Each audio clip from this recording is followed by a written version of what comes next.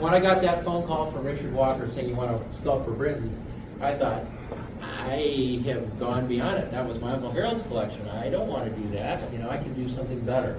And we'll get to that in a minute too. But that's what Britons is to a lot of people, even to this day.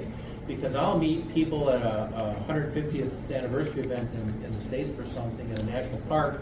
Oh, I had Britons, or my grandfather had Britons, and that's to remember. They pick up one of these and they go, this is Britons? Yeah, that's what we do now. It's really the same thing. It's the same but different. So, move on. So, you know, I talked a wee bit about, I'm still old-fashioned. I have a huge library. I actually broke a floor joist in our last house because it was an old house and I put them all in one room. Big mistake. An 8-inch square hand to and beam cracked 4 feet. Went out, got floor jacks, and dispersed the books.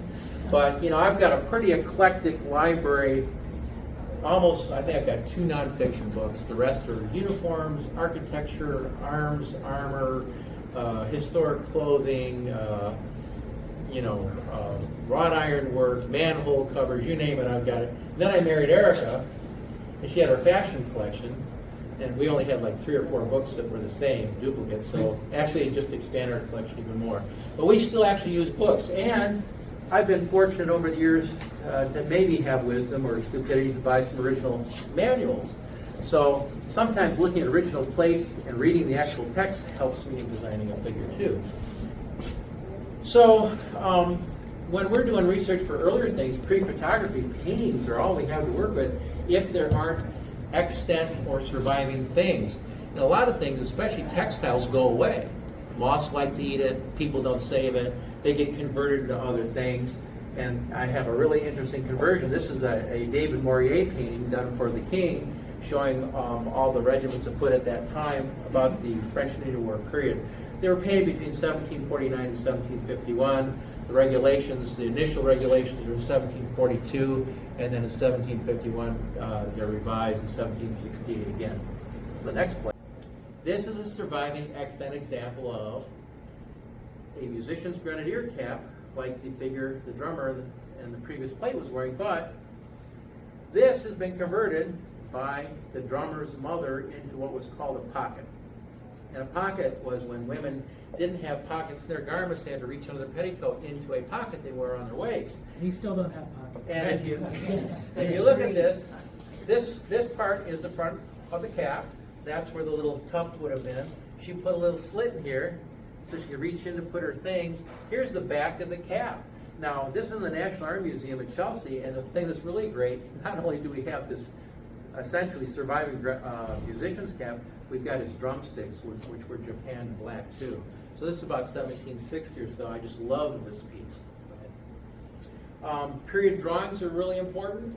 These were ones done by an artist to the king, a Swiss artist called de Lutherberg. And de Lutherberg did these sketches or studies for his maneuvers at Worley Camp, which is I think 1770 or 1774. I want to say 70. But he did all these front and back studies which show us stuff that normally we don't see. How the ribbons are tied in the hair, how the hair is plaited. So these are really valuable assets. This is a series of watercolors done by Edward Days in 1792. 3. They were published in 3, and they were issued as portfolios. What's great about these were eyewitness accounts, so even amongst the foot guards, there's subtle variations in the collars, the details, the dress, and I reference those, look at the regulations, and look at this information, and that's what we use to create our NCO for the club. This is another painting that was done by Dighton, or a sketch study for the 1919 to 1821 painting he did. And then even as late as World War I, even though photography by sometimes artist information is really valuable. This is another series of paintings that were done by another artist in the 1820s. I think this is might have been dated 33, and that was the inspiration for a traditional style figure that Britons could have made. So these figures were my fantasy of if someone in the royal family or someone who was really wealthy went to Britain's in 1925 and said, I want something special and I'm willing to pay for it, they could have done that. They never did, so we did. That's kind of my Imagineering, what Britons could have done in the past. And you can see we use that same kind of color plate information to do a Royal Welsh Fusilier of the 1830s. And that original sculpt was done out of epoxy putty at size. In the old days, when detail figures were first done, oftentimes the figures were done 4 times up and pantographed down into mold. We do everything at size. So that's some American musicians that we did for Fort McHenry in gloss, plastic gloss. Now, as much as I love contemporary art, there's huge voids and gaps all over the place. So we have to look at more current reconstructions. And this is Don Triani, again, friend of mine, known him a long time. He does pretty meticulous research. He's known the community. He's a big collector. He works in collections. But even this piece, after all the years, kind of go back, this is the 4th U.S. Infantry at Tippecanoe. And at that time, we thought they're probably still wearing this Legion of the United States belly box with a strap over its neck. And in the years since then, we think they were actually wearing a newer style box that was converted to waist carriage that would have been worn on the hip. So, you know, even contemporary reconstructions using all the research available to us and all their surveying artifacts, we can sometimes misstep. But we don't know for sure until something shows up in a trunk, like Erica's going to show, like these jackets, which are at Don Triani's studio. Things still show up. This coat here in the foreground was a result of him putting an ad in the paper because he buys World War II relics, and he went to a house to buy a German World War II Luger. He's sitting on the sofa, and he notices a brown vest hanging over the mantle. He goes, "Do you have any other old stuff?" This is in Connecticut, old houses, right? "Well, we've got some old things upstairs, including, I think, a uniform." So they go upstairs, and they find this Connecticut militiaman's uniform. We know what day he signed up for garrison duty, what day he was let out of the service, who his name was, who his family was, who his kids were. They didn't even have any moth holes in it. It was that clean. So the stuff still sometimes survives. I was at Fort Wellington many years ago, again being young and thin and doing Rev War reenacting, and a visitor shows up with a 41st Regiment Foot oval belt plate.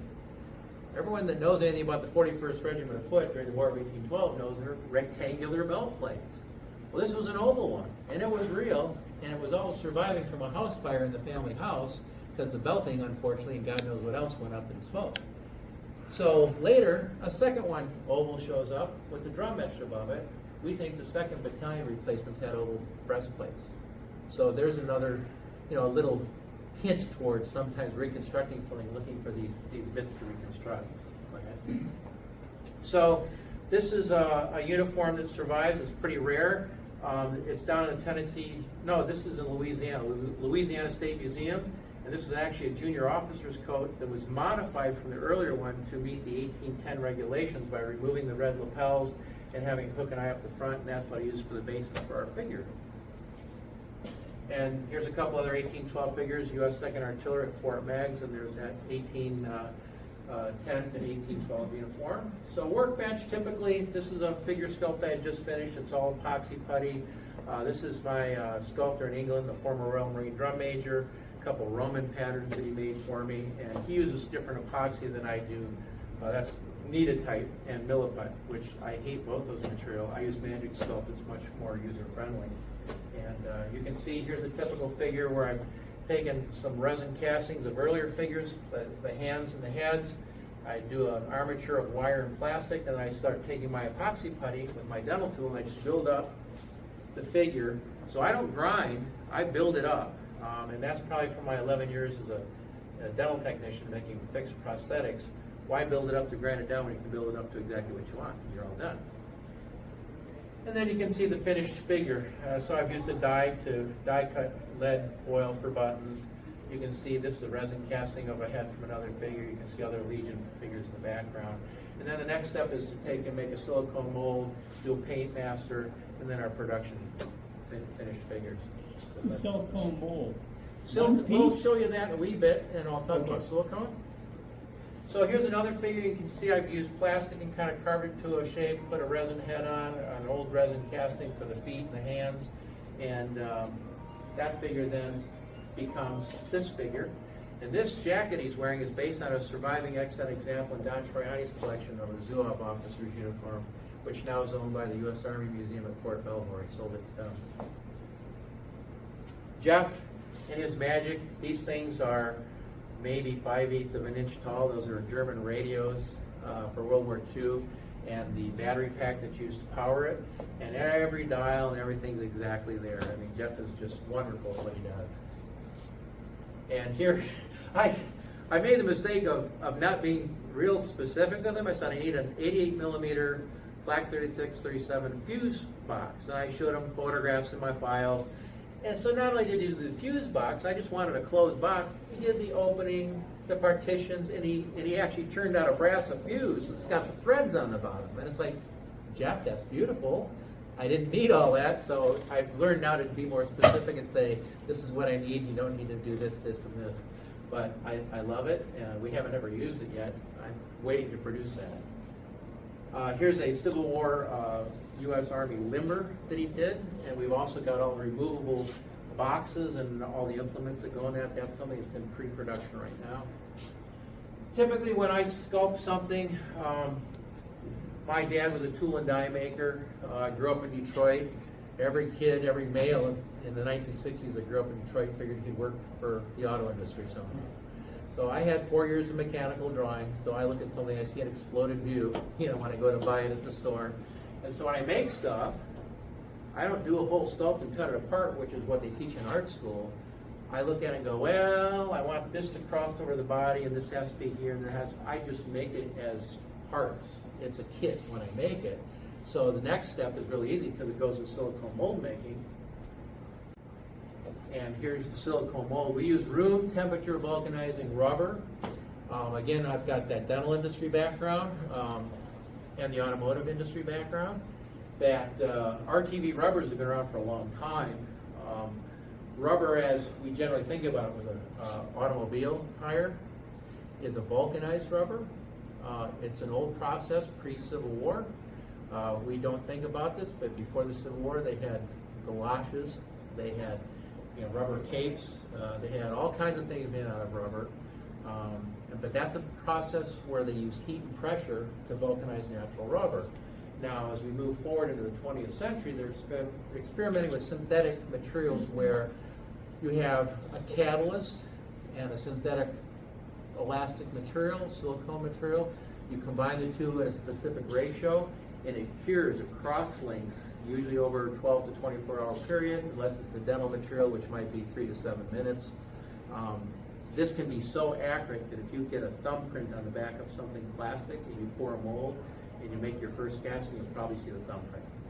So we're pretty fastidious in the way that we make things. When we do our prototyping, we do all of our prototyping in-house.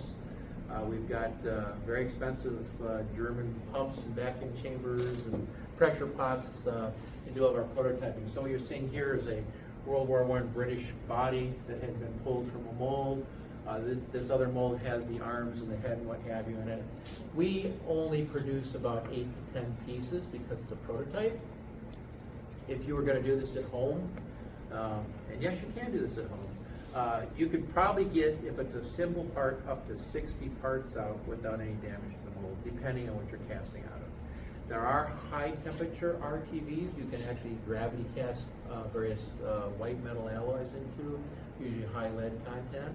So if you want to do home casting like I did when I was a kid, Sears catalog had a casting set. You get a little electric, pot, and you give you lead to the kid to play with and melt it and cast toys. I'm still here. I don't have hair, maybe that's it. But you can get all kinds of RTVs for very specific purposes. Go ahead. I'm trying it. So here's another figure that this is a pretty complex pose because it's a Lieb regiment figure from the Napoleonic Wars. It's a casualty falling back, and you can see how complex that is. You can never pull that out of a mold. So as a result, when I made it, can you go back one? Well, this will work fine. You can see here's a Highlander, same thing. The sword, the bayonet scabbard, the arm, his purse in front, his brown vest, musket base. I've broken this down into manageable parts to get good castings, and again, I only need less than a dozen. If I was going to go to production, let's say like our kits, I'd probably make the head separate And in some cases, I might even make the legs separate. That will do a couple things. It puts less stress in the mold pulling part out, so I get longevity. I might get 80 parts out. That's more cost effective for me. In some cases, it allows me to do some detail that normally you can't do. If I was doing this for myself, I would actually do a split on a real kilt. It's one piece of fabric that's pleated in the back. So there's an area from here to here that's pretty much flat. That'd be a great part line where I could actually sculpt this guy. I could sculpt it anatomically correct underneath the kilt, and then have a back of a kilt that get glued on it, and it'd be hollow when you looked up the kilt. That's how I might handle something like that. So it'd be more cost effective for materials and maybe add more detail. And here's a typical figure. This would be 1, 2, 3, 4, 5, 6, 7, 8 parts. So that was the details. We sculpt all our things that size. And one of the artists I've been working with for over a decade sculpts the heads out of a clay that is oven-fired clay, so you can keep coming back to it for a week if you want to before it cures. Unlike my epoxy putty, which I've got about an hour's working time before it gets hard, this stuff I can do his lips and go, I just don't like the expression, walk away, have dinner, come back and change it. Once you get it right, you fire it, it becomes hard, we pull a silicone mold, just like that other, and then I can copy that in resin. So here you actually see this one, this one, this one, and this one are resin copies of these clay originals. That's a US penny, and that's a shirt pin.